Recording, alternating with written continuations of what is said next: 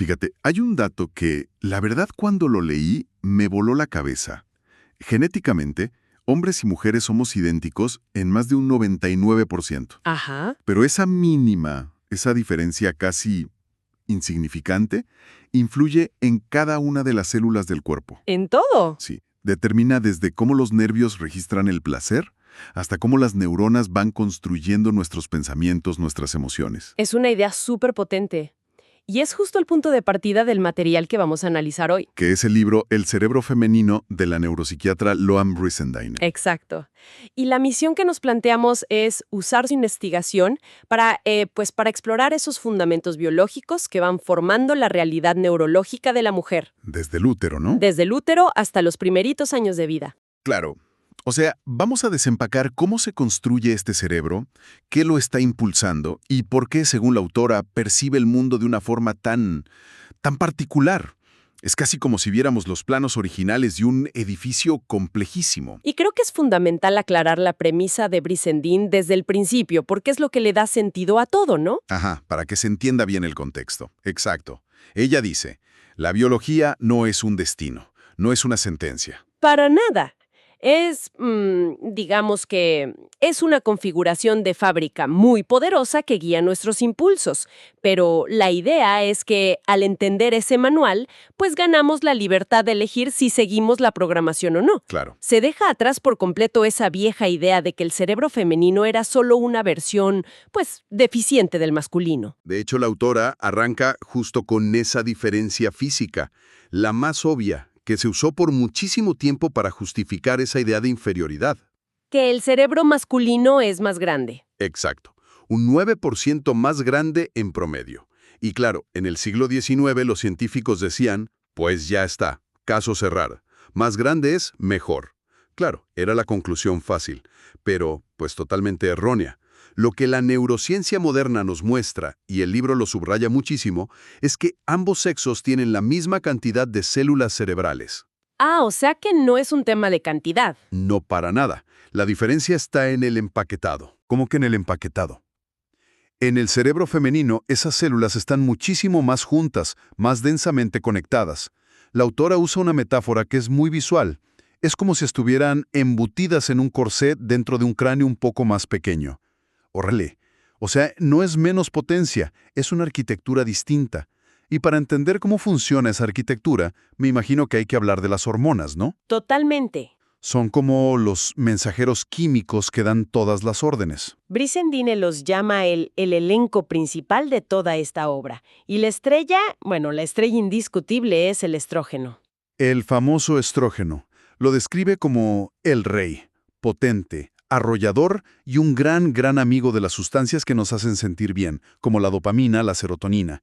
O sea, cuando el estrógeno está alto, El cerebro está motivado, comunicativo, con ganas de conectar. claro, y siempre oímos de su contraparte, la progesterona, como que van en dúo. ¿Qué papel juega ella aquí? Pues el libro la llama la hermana poderosa del estrógeno. Y su personalidad es mucho más compleja. ¿Ah, sí? Sí. A veces es como una nube de tormenta, que genera ansiedad e irritabilidad, pero otras veces actúa como un estabilizador maravilloso. Y es que la progesterona es la madre de otra sustancia fascinante, la alopregnenolona. Ese nombre sí que no me suena de nada. Para nada. Es que es el secreto mejor guardado del cerebro femenino, según la autora. La llama literalmente el Valium del cerebro. ¿Cómo? ¿El Valium del cerebro? Ajá. Es un sedante natural potentísimo, un ansiolítico que producimos nosotras mismas. Calma, relaja, adormece. Su desaparición súbita, justo antes del periodo, es la clave que Brizendine propone para entender el síndrome premenstrual. A ver, espera. ¿Me estás diciendo que el SPM es en esencia un síndrome de abstinencia a nuestro propio Valium natural? Esa es la tesis. ¡Wow! Es que eso lo cambia todo. Le da un sentido biológico brutal a por qué se siente así. Exacto.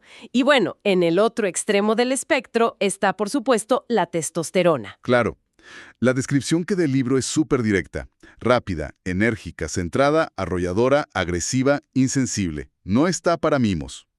Ok, va directo al grano. Su objetivo es la acción, el sexo, el poder. Entiendo.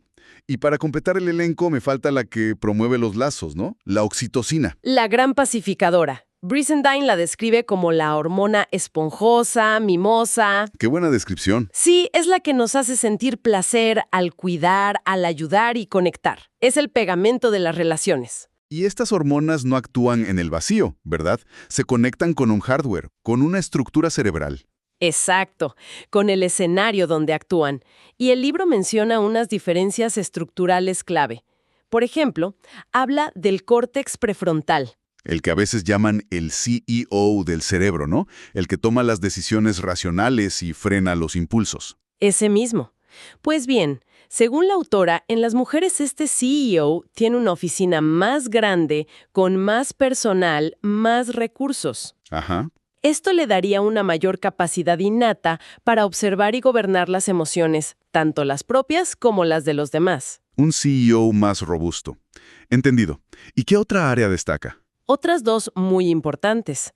Por un lado, el hipocampo, que es como el gran archivador de la memoria. Ok. En las mujeres, esta zona es mayor y está más interconectada con las áreas emocionales. Es la razón por la que un recuerdo emocional, bueno o malo, se graba con muchísimos detalles. El elefante que nunca olvida. Me suena bastante familiar. Y por otro lado está el córtex del cíngulo anterior. Brizendine lo describe como el centro de las preocupaciones. Centro de las preocupaciones. Vaya título. Sí, es el que nos permite sopesar opciones y detectar conflictos.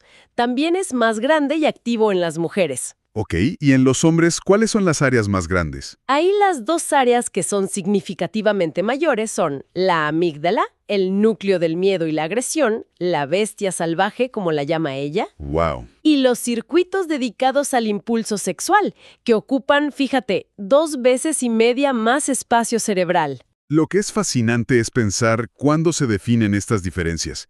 O sea, no aparecen de la nada en la pubertad. No, para nada.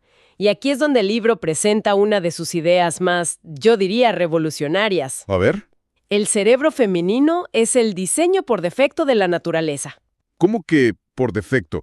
O sea, ¿me estás diciendo que por un momento todos somos neurológicamente femeninos en el útero? Exactamente. Hasta las 8 semanas de gestación, todo cerebro fetal, sea XX o XY, sigue una ruta de desarrollo femenina. Está ocupado creando conexiones para la comunicación, la emoción. La cooperación. Pero en la 8ª semana, en un feto masculino, ocurre un evento. Pues, cataclísmico. Los testículos del feto liberan una cantidad masiva de testosterona. Y esa testosterona lo cambia todo. La descripción del libro suena casi como una remodelación a la fuerza. Es muy gráfica. Es que lo es. Esa testosterona masculiniza el cerebro de forma muy activa. O sea, literalmente mata células en los centros de comunicación. Las mata. Sí, y al mismo tiempo hace crecer otras en los centros de agresión y de sexo. Si ese flujo de testosterona no llega, el cerebro femenino simplemente sigue su curso. Fortaleciendo todavía más esos circuitos iniciales. Exacto. Y esto es crucial, porque sienta las bases neurológicas para las diferencias de comportamiento que vemos desde el minuto 1 de vida. Claro, aquí no es cultura todavía, es el puro cableado. Puro cableado. Y ese cableado inicial debe tener consecuencias inmediatas. ¿Cómo se manifiesta esto, según el libro? En una bebé recién nacida. O sea, ¿qué es lo primero que su cerebro la impulsa a hacer? Estudiar rostros. Rostros. Sí, obsesivamente. Hay un dato que es brutal. La capacidad de una niña para mantener el contacto visual aumenta un 400% en sus primeros 3 meses de vida. 400%. Sí, en un niño esa aptitud no se desarrolla en ese mismo periodo. Pero, a ver, un momento. ¿No era esa la base de las viejas teorías psicológicas que decían que las niñas eran más dependientes o necesitadas desde el nacimiento? Justo. Brizendine argumenta que esa era una interpretación completamente errónea. Lo que la neurociencia nos dice ahora es que no es necesidad, es una aptitud. Una habilidad. Es una habilidad innata. Las niñas nacen con los circuitos mejor preparados para la observación mutua y para decodificar expresiones faciales. Para ellas, leer una cara es leer la realidad. ¡Wow! Por eso, una cara inexpresiva como la de una madre con depresión o, fíjate, incluso con exceso de Botox, es profundamente desconcertante. La niña lo interpreta como que ella está haciendo algo mal y se esfuerza el doble por obtener una reacción. Es que la anécdota que cuenta del libro sobre el camión de bomberos es increíble. Me la imagino perfecto. Una madre súper progre que para evitar estereotipos le regala a su hija un camión de bomberos en vez de una muñeca. Y un día entra en la habitación y la encuentra acunando el camión, arropado en una mantita y susurrándole: «No te preocupes, camioncito, todo va a estar bien». ¡Qué imagen tan fantástica! La niña básicamente le dijo al camión: «Sé que la sociedad espera que seas rudo y funcional, pero yo veo tu potencial para ser cuidado». Exacto. Y aquí volvemos a esa idea clave del principio, ¿no? La biología te da el impulso de acunar, de cuidar, pero tu inteligencia y tu elección te permiten decidir si quieres ser madre, CEO de una empresa de camiones o las dos cosas. El impulso no es una sentencia. Y no es solo lo que ven, ¿verdad? La investigación que cita también habla del oído. Así es. Al nacer, las niñas pueden oír una gama más amplia de tonos en la voz humana. Su oído es más sensible a los matices emocionales del habla. Un momento, eso es fascinante, pero también me suena a la excusa perfecta para un niño que no quiere obedecer. No, mamá, es que literalmente mi hardware no registró tu tono de advertencia. El libro distingue entre no poder oír ese matiz y elegir ignorarlo. Es una muy buena pregunta. Porque en la práctica, el resultado es que el jarrón acabe en el suelo. Claro. Lo que la autora sugiere es que, a nivel puramente físico, el cerebro del niño puede que no registre una ligera firmeza en la voz de la misma manera. No dispara las mismas alarmas neurológicas. Ok. Esto se ve clarísimo en un estudio que cita de la Universidad de Texas. Pusieron a bebés de 1 año con sus madres en una habitación con un objeto prohibido muy tentador. Y los resultados fueron... Reveladores, me imagino. Totalmente. Las niñas miraban la cara de sus madres entre 10 y 20 veces más que los niños. 10 a 20 veces más. Sí, buscaban microexpresiones, señales de aprobación o desaprobación antes de actuar. La mayoría no tocó al objeto. Y los niños, me imagino, directos al objeto. Directos. Impulsados por sus circuitos de exploración, iban al objeto aunque la madre gritara «no». Sus cerebros los impulsan a la acción física, no tanto a la validación social. Y todas estas aptitudes, leer caras, oír tonos, buscar aprobación, convergen en un impulso central, ¿no? Sí, uno que Brizendine considera definitorio del cerebro femenino en la infancia: mantener la armonía social a toda costa. Evitar el conflicto. La discordia se percibe casi como una amenaza para la supervivencia. Exacto, porque la conexión es el objetivo principal. Lo ilustra muy bien con el ejemplo del patio de recreo. Usa un personaje, Leila, que siempre busca la colaboración. Empieza sus frases con «vamos a jugar a» para crear consenso. Y de repente llega su primo Joseph, que no es malo, pero su lenguaje es de acción, de órdenes. «Dame eso, yo primero». Y sin querer rompe por completo esa armonía que ellas estaban construyendo. Lo que nos lleva a uno de los conceptos más profundos y, la verdad, un poco inquietantes del texto. Sí, es una idea muy fuerte. La idea de que una niña, por esta sensibilidad tan extrema a los indicios emocionales, literalmente incorpora el sistema nervioso de su madre al suyo. Espera, eso es potentísimo. ¿Qué significa incorporar el sistema nervioso? O sea, no es solo que una niña aprende a ser ansiosa viendo a su madre. No, es más profundo. Sino que su sistema nervioso se calibra con el de ella. Es como heredar una visión del mundo a nivel neurológico. Esa es exactamente la idea. Brizendine lo explica con la historia de dos hermanas, Lisa y Jennifer. Ajá. Lisa nació cuando su madre, Sheila, vivía un matrimonio feliz, se sentía segura, amada. Era una madre tranquila, presente. Ok. Pero cuando nació Jennifer, apenas 18 meses después, la situación familiar era un infierno. El marido era infiel, la engañaba y Sheila vivía en un estado de estrés, de miedo, de amenaza constante. Y Jennifer pasó sus primeros años en ese ambiente. Exacto. El texto argumenta que, como resultado, absorbió neurológicamente la realidad de su madre. Vaya.